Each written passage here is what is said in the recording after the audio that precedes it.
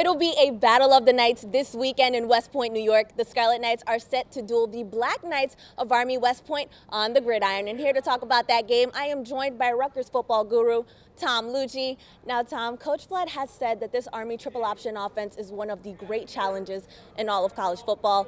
And it's an offense that the Scarlet Knights haven't seen all season.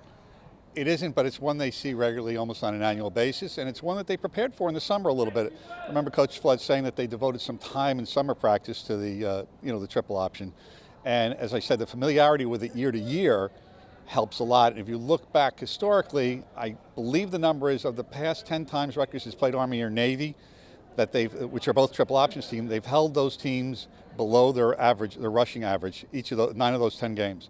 So there's been familiarity. There's also been success. Rutgers has beaten Army, has pretty much dominated the series of late. So it's a difficult thing to prepare for, especially with 1 week in the past. Sometimes they've had a bye week to help, but it's something Rutgers has had success with.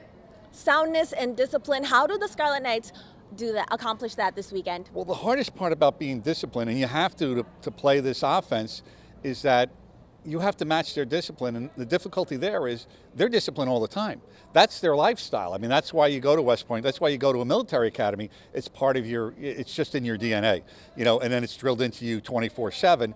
So to match that kind of discipline for 60 minutes can be difficult. But again, I think with just the right amount of discipline and a familiarity of every year, I fully expect Rutgers to be able to do what it has done in past years, which is at least contain the wishbone and keep it to a reasonable rushing number.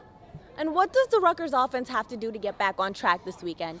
Well, I know the temptation is going to be there to pass again. We've talked about this, but we don't know. There's some uncertainty in the offensive line, so we don't know about that. And I would think with Paul James coming back, and all indications are that PJ is going to be back for this game, I would think that they would want to run the ball because it serves two purposes. A, it keeps Rutgers in their offense. This is what they want to do. We've talked about this all season. But B, if you think about it, instead of letting Army play ball control and control the clock with the wishbone, Rutgers has a chance to do that with its running game because, let's face it, I mean, between Hicks and Martin, they're having fabulous years. We know what PJ's capable of. So if Rutgers can run the ball effectively, you keep it away from that triple option, and it helps your defense out quite a bit. So it serves, like I say, it serves a double purpose.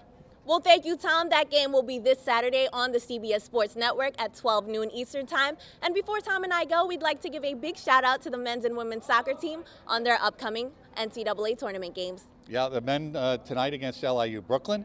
And then the women play on Friday. It's going to be an interesting game at 7 o'clock against Hofstra. The winner of that game goes on to play again at Yersack Field at Rutgers. The winner of Friday's UConn Notre Dame game in the Sweet 16. These are exciting times. If you're a soccer fan, if you're a Rutgers fan, these are exciting times. And to have these games at home is just a tremendous, a bonus. It's really, I've been able to see the women play probably their last 5 or 6 games. This is a very exciting team.